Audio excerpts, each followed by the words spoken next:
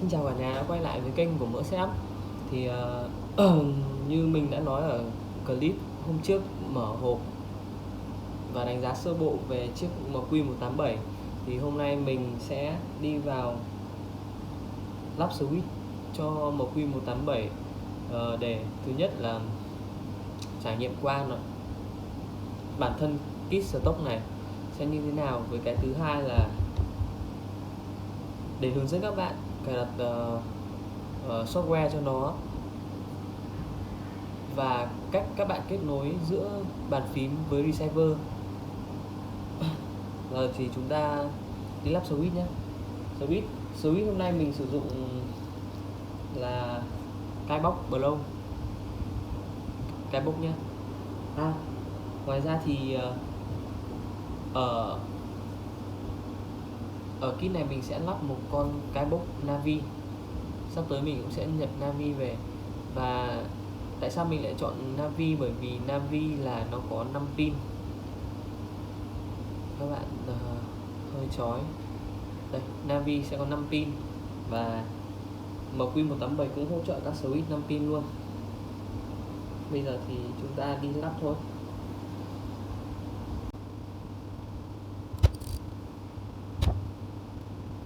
Lắp nhớ lại để thẳng switch vào vị trí mới và ấn thẳng nút xuống.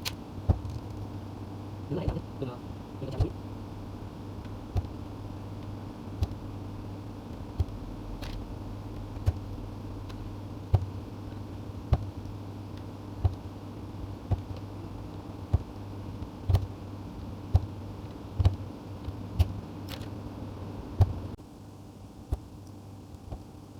Các dùng mới nữa. Đây là chúng ta cứ việc đây là không.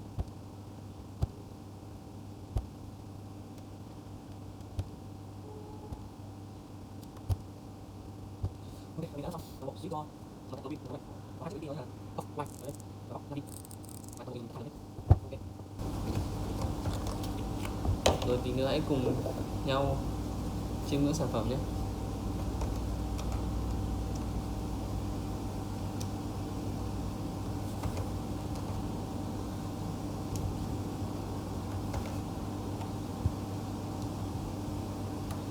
Với kinh nghiệm lắp cây cáp của mình thì chúng ta hãy đặt cây cáp vào vị trí của switch và ấn thẳng từ trên xuống. Như vậy sẽ là tốt nhất cho chân stem. Cậu có thể nhìn thấy đây là double shot với hai màu riêng biệt. Màu xanh là để dành cho vỏ ngoài của cây cáp và trục stem, và phần màu vàng lớp thứ hai để dùng để tạo nên ký tự ở trên mặt. Với công nghệ này của PFT thì nó sẽ ra được một cái chất lượng cây cáp tốt. Những người mà bị tay dầu thì với nhựa PFT theo thời gian nó sẽ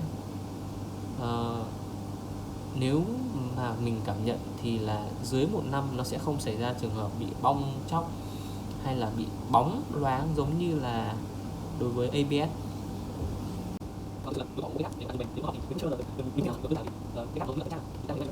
Ba chúng ta có thể tích phong cách khác. Các cậu có thể nhìn thấy ký tự rất là rõ, nét và đẹp.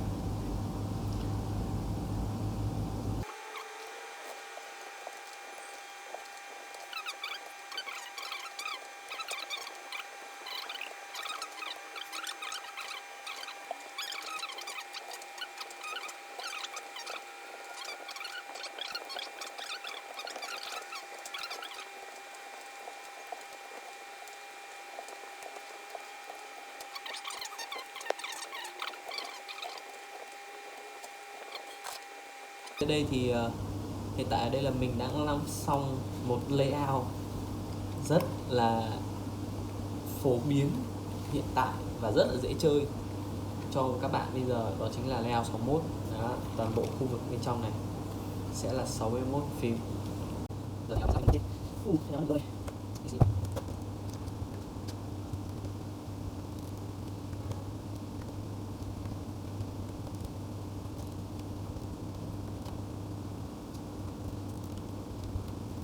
Có sẽ không sẽ rõ chết đúng từ cái hộp một thì anh cả có cái giao nhiều vị trí nút của từng cái đâu thì bản thân chiếc hộp với cái này rất là bạn bị sẵn nhiều rồi, nhưng với số các khác thì bạn phải chịu là nó đâu chỉ là cái cái hộp.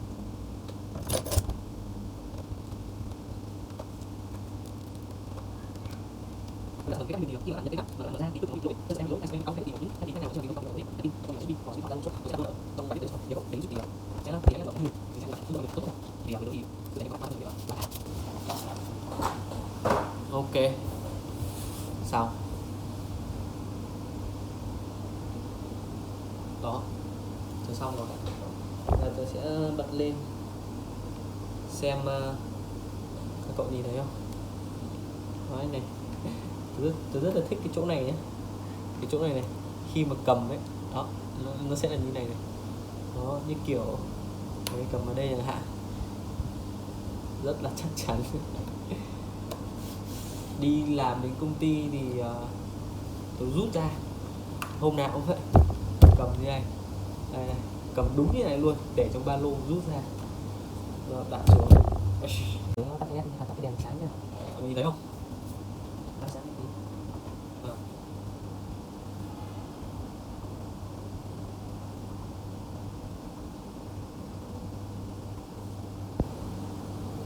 Ok. Đây.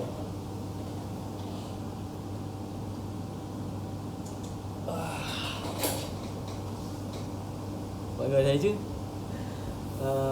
bản thân PFT nó không phải là một cái cáp xuyên led, thế nên là nó sẽ được cái lượng ánh sáng xuyên qua lớp cây cáp nó sẽ rất là ít. Phần lớn là ánh sáng mà các bạn đang nhìn thấy đây là ánh sáng được phản chiếu lên cái lớp palette màu trắng của kit MQ187 này.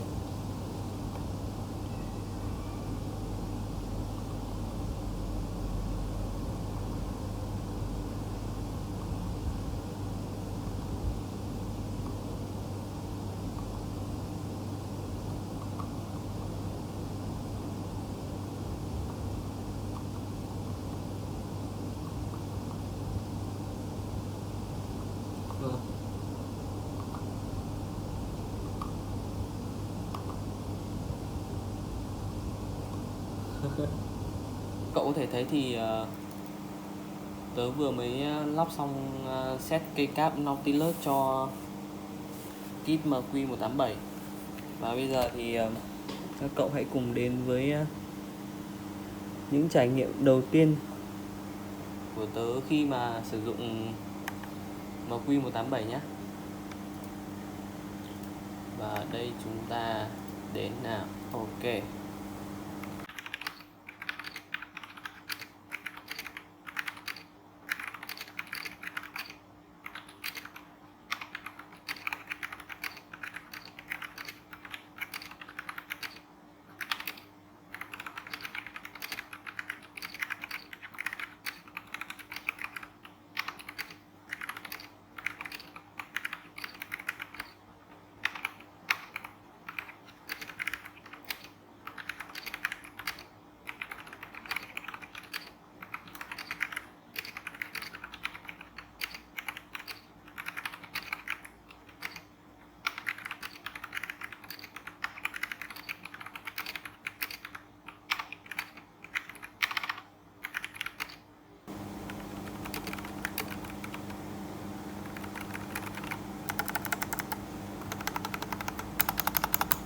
Các cậu có thể nghe thấy này, đây là Pro này, đây là Pro này, và nút tab này tớ đã lắp một con Y clicky. Đó. Pro. Nút start thì như mình thấy thì nút space thì vì thanh start của nó gần như là chưa có sự loop liếc gì, chưa có sự chăm sóc gì thật là cẩn thận đến từ người sử dụng, bởi vì đều là stock mà, thế nên là cái sự dơ của chân stem ở start nó vẫn có. Đấy. Và từ nãy giờ là mình đang gõ trên chế độ là với chế độ kết nối receiver 2.4. Và bây giờ thì mình sẽ cùng với các cậu đến với phần mà tớ nghĩ là ai mua một chiếc bàn phím về cũng mong muốn là nó có, mà không chỉ đơn giản đó là một chiếc bàn phím, mà nó nên cần những cái software, những cái phần mềm của nhà cung cấp người ta hỗ trợ cho mình để chúng ta có thể tùy biến nhiều hơn. Rồi, bây giờ tôi sẽ cắm cáp vào. Các cậu nên nhớ giúp mình nhé là software nó sẽ chỉ hỗ trợ kết nối được khi mà chúng ta cắm dây vào, bởi vì sẽ có một vài mod LED nó sẽ chỉ hoạt động khi mà cắm dây, bởi vì nó cần nhận cảm biến từ trong PC, mà cái điều đó thì chúng ta không thể nào mà truyền qua được Bluetooth hay là receiver. Thế nên là software sẽ chỉ hoạt động khi mà chúng ta kết nối có dây. Đó. Ok, thì đây sẽ là giao diện của software. Ở đây chúng ta có main. Với main này thì các cậu có thể gắn chức năng cho các nút ở đây, cho tất cả các nút ở trên bàn phím. Đây, để mình lấy nét lại. Đây, ok. Chúng ta sẽ có combination này, tổ hợp phím này, ví dụ như là Ctrl gì, Alt gì, Shift gì. Macro là macro, coi như là chúng ta sẽ macro tùy chọn tổ hợp phím. Các bạn thích ở đây, mình thích nhất là cái media này. Cái media này thì như mình dùng chủ yếu là việc tăng giảm âm lượng và dừng lại clip. Mình nhìn thấy đấy là những gì hay nhất. Và mouse đây nó sẽ có chuột trái, chuột phải, con lăn ở giữa, con trỏ ở hai bên. Đó, tất cả như đây là các cậu thấy này. Với những cái phím mà chúng ta đã gắn rồi thì nó sẽ hiện màu xanh ở trên. Thì hiện tại F11 với F12 của mình thì đang là mình để volume up và volume down. Ok, mình nghĩ là LED RGB, Wave, sóng biển các thứ là đã quá là quen thuộc với anh em mình rồi, đúng không? Có thằng cũ em nó cũng vừa lấy một kit 187 xong, và mình thấy nó khá là thích thú với cái việc là đèn LED nó chạy theo audio. Vậy thì các bạn có thể nhìn lên phần mềm software đây, chúng ta sẽ điều khiển ở trên này. Toàn bộ giao diện sẽ là tiếng Anh, phần line này, và nó có chế độ model này. Đó, và chúng ta sẽ tìm đến cái mục Music Flow, thì chúng ta sẽ có Music Flow 2 hoặc là Flow 1 thì tùy các bạn. Khi mà bật chế độ này lên thì do mình chưa bật nhạc nên là tất cả bàn phím sẽ tắt. Và bây giờ let's go. Đó.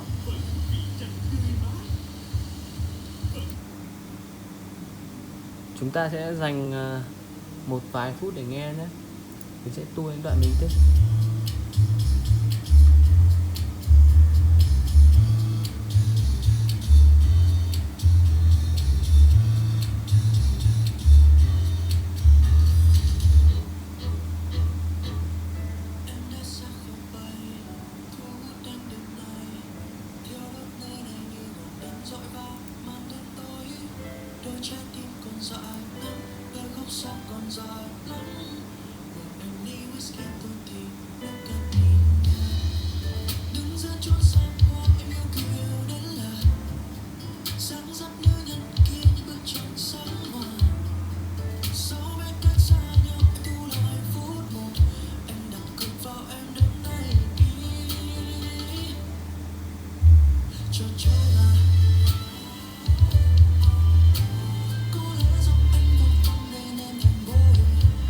Chúng ta hãy cùng đến với đoạn bốc hơi nhé.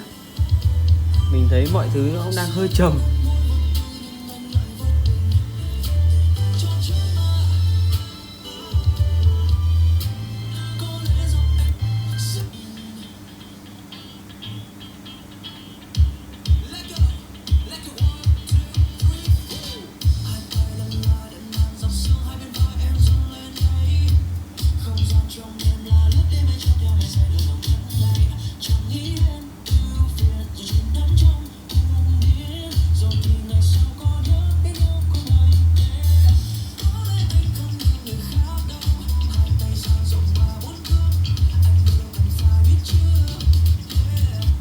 Ok, đấy là về chế độ LED của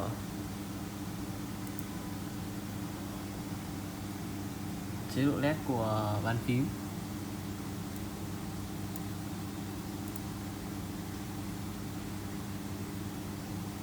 Và ở dưới đây họ sẽ có, ở trong phần software nó sẽ có phần macro riêng này, thì vào macro thì chúng ta sẽ chọn được nhiều hơn, tha hồ macro phím.